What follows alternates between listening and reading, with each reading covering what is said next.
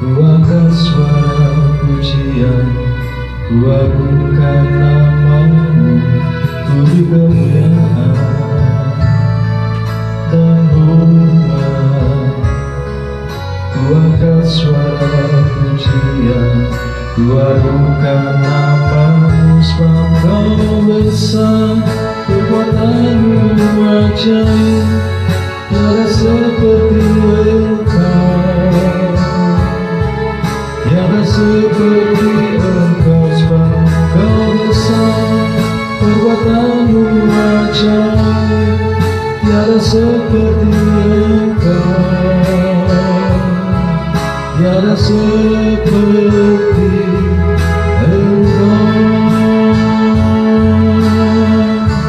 Dari semula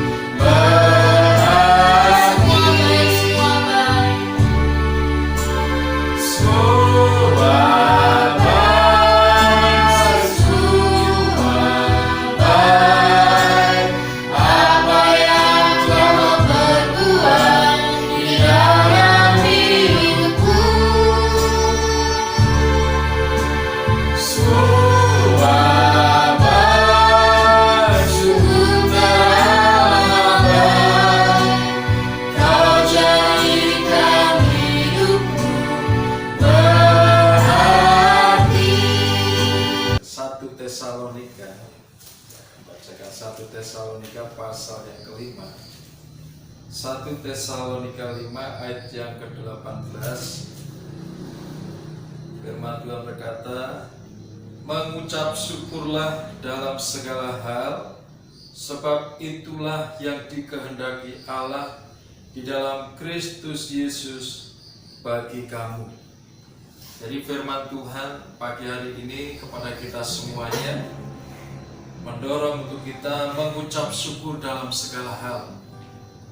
Kita tahu bahwa kondisi hari-hari ini bukanlah kondisi yang biasa. Kita mengalami banyak kesulitan demi kesulitan. Kita mengalami banyak persoalan demi persoalan. Bagaimana situasi COVID-19 ini membuat hampir semua masyarakat terpuruk secara ekonomi. Ditambah lagi hari-hari ini kita yang bersekolah, ya, mencari sekolah, naik kelas, mencari sekolah yang baru, itu membutuhkan banyak biaya. Sementara secara ekonomi kondisi terpuruk. Ini menjadi sebuah potensi di mana manusia atau seseorang untuk tidak mengucap syukur. Ini memiliki sebuah potensi di mana seseorang dia menggerutu, mengeluh. Kenapa ini bisa terjadi? Kenapa harus begini? Kenapa harus begitu? Ya. Belum lagi yang merasakan bagaimana dirumahkan. Jadi semua persoalan itu memiliki potensi untuk membuat seseorang ini mengeluh dan tidak mengucap syukur. Jadi artinya untuk mengucap syukur itu bukan sesuatu yang mudah. Namun firman Tuhan mendorong kepada kita mengucap syukurlah dalam segala hal. Kenapa? Karena Tuhan itu berjanji tidak pernah meninggalkan kehidupan kita. Mengucap syukur itu menjadi sebuah kekuatan tersendiri dalam kehidupan kita. Ketika kita punya persoalan, ketika kita punya beban berat, lalu kita menggerutu, mengeluh, ya, kita bercerita ke sana kemari, curhat, istilahnya seperti itu, menyampaikan isi hati kita, itu tidak menyelesaikan persoalan kita. Semakin kita mengeluh, maka akan membuat hidup kita semakin berputus asa, membuat pikiran kita menjadi tidak jernih lagi, sehingga kita tidak bisa berpikir yang baik.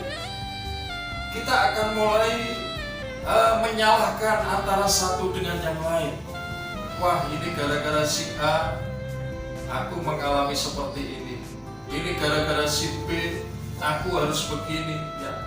Wah, ini gara-gara begini, begitu, dan lain sebagainya. Semuanya hanya menjadi sebuah pelampiasan perasaan kita. Dan ketika kita tidak mengucap syukur, maka persoalan itu akan menjadi semakin berat. Beban itu akan menjadi semakin berat di dalam hidup kita.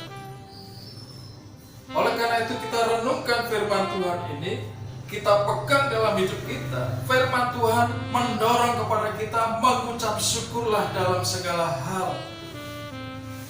Dalam kondisi diberkati, seseorang sangat mudah mengucap syukur, ya, memuji Tuhan, berterima kasih kepada Tuhan.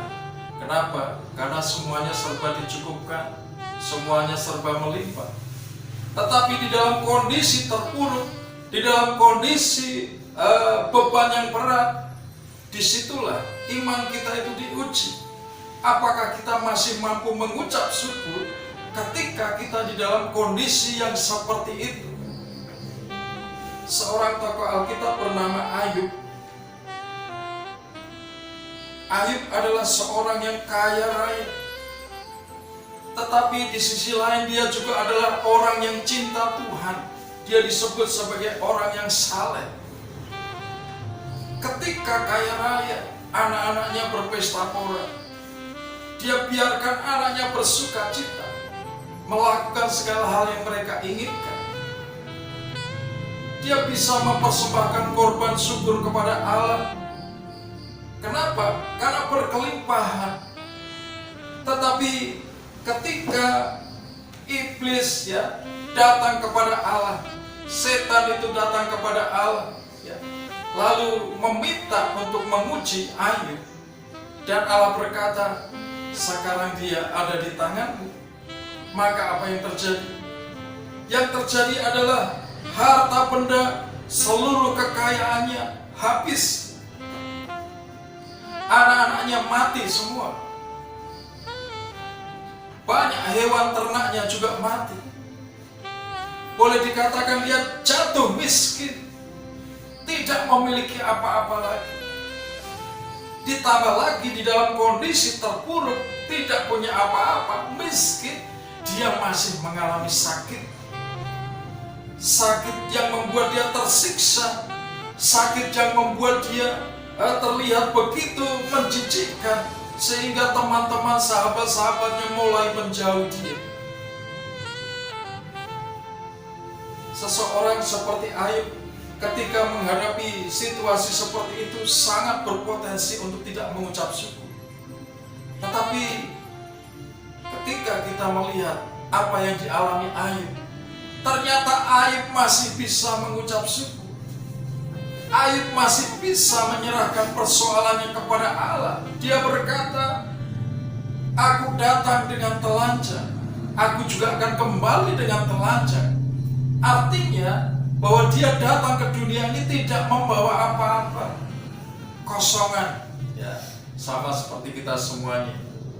Satu persatu kita lahir ke dalam dunia ini telanjang, tidak bawa apa-apa.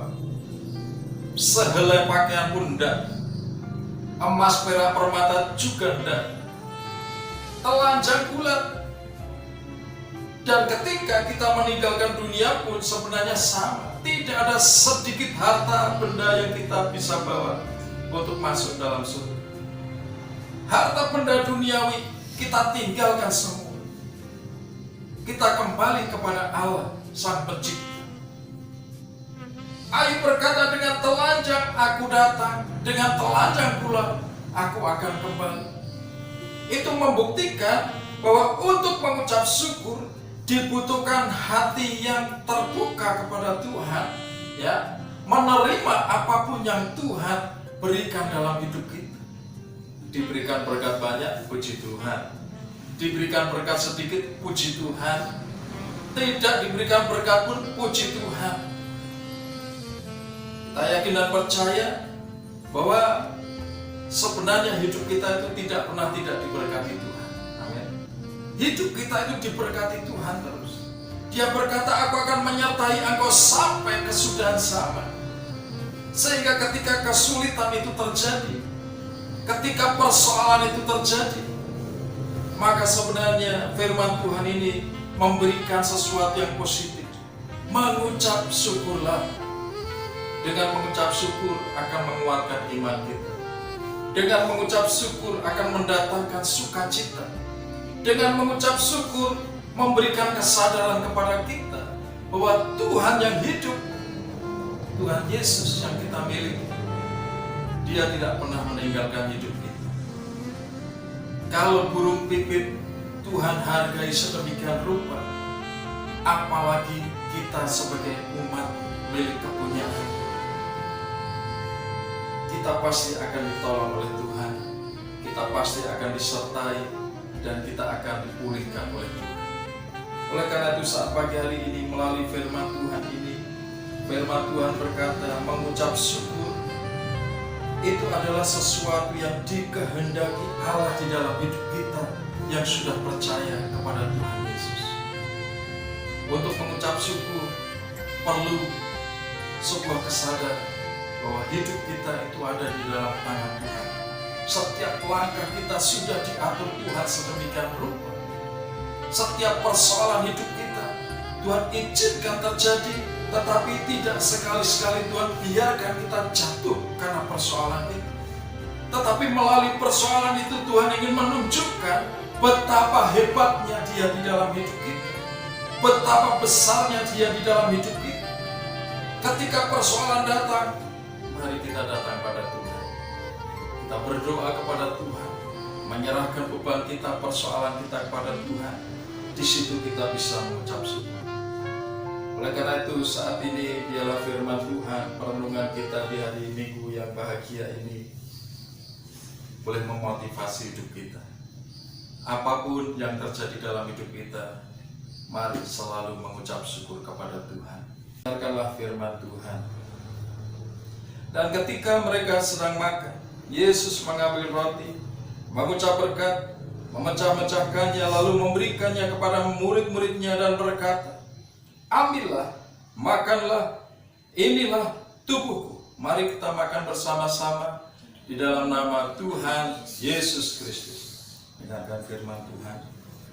Sesudah itu ia mengambil cawan, mengucap syukur, lalu memberikannya kepada mereka dan berkata, minumlah kamu semua dari cawan ini, sebab inilah darahku, darah perjanjian yang ditumpahkan bagi banyak orang untuk pengampunan dosa. Mari kita minum bersama-sama di dalam nama Tuhan Yesus Kristus.